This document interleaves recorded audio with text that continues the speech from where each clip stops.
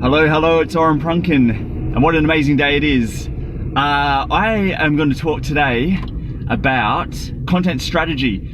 This is such a mammoth topic. Me talking on the way to the gym will never do it justice. So I'm only going to go very high level to try to cover this topic. So you have to think about content, and it's content that you're creating in through the lens of your prospect and then customer and what they actually want. So they have a whole bunch of questions and needs that they need to have answered in order to purchase something from you. Now, and actually I'll go through that now. So, you know, they're starting off, and I'm gonna only really give a high level summary of some of these questions that they've got in their head. But usually the first one is, do I have a problem? And once someone has asked that question and worked out that they actually do, then they go on and say, well, seeing I've got a problem, is there a solution to it? And then they go out and find solutions, and once they found all these solutions, they then say, well, which is the best solution for me? Because there's always more than one solution out there, and I'm not going to go into the details of why that is, but usually someone is trying to solve something even if there's not a commercial solution for it.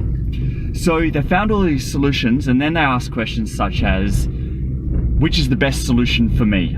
And then that opens up a whole nother range of questions like, will this solution work?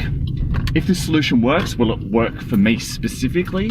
And then if it will work for me specifically, is there anything about me personally that will make me not be able to use it? Is there anything external to me that will stop me from being able to use it? And so on and so forth. All of these different questions that they have in their mind for them to make a purchasing decision. So all the content that you are making should center around that journey and all the questions that they have in their head. Now, when you're going through and answering all those questions, you're going to be splitting it kind of into two categories. Everyone's heard of branding or branded content, and that's more of, you know, you're giving without asking anything in return. And then there's the, you know, the classic direct response, which is you are asking. And you're going to oscillate between both of those two extremes as you move through your content. You're going to be giving some stuff and you're going to be taking some stuff. Now, the way you do that, and I'm only, as I said, going to go high level with this, is that each of the bits of content that you're going to be delivering at each of those waypoints I talked about, and the waypoints being those questions or needs that your prospect has as they're moving through life towards purchasing something from you, is going to have different lengths, it's going to have different formats, and it's going to have different mediums or tools that you're going to deliver with. And in really broad brush strokes, the closer you're getting towards a purchase, the longer the content's going to be. Further away, so the less they know about their problem and know about your brand, the shorter it's going to be. The format is obviously going to change as well. As I said, it's going to become more direct response as you get closer to a sale, but also as you get closer to a sale, you're going to be trying to address those questions and needs they have in their head in more depth. And then the way you go about it, the medium or the tool, is going to obviously be very different as well. If you've gone one-to-many, one-to-one, if you're online or offline.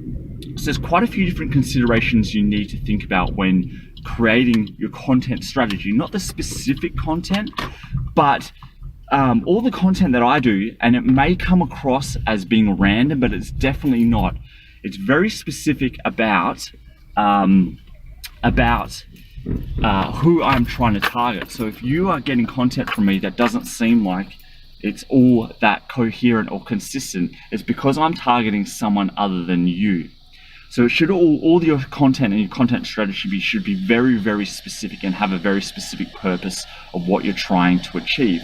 So hopefully that 5 minutes I've been talking gives you the highest level overview of how you should be thinking about creating content in your content strategy. Now, I could talk about this thing for days and days and days because content is so big and broad, but hopefully that gives you a starting point to think about how you might go about creating content for your brand. Hope it helps.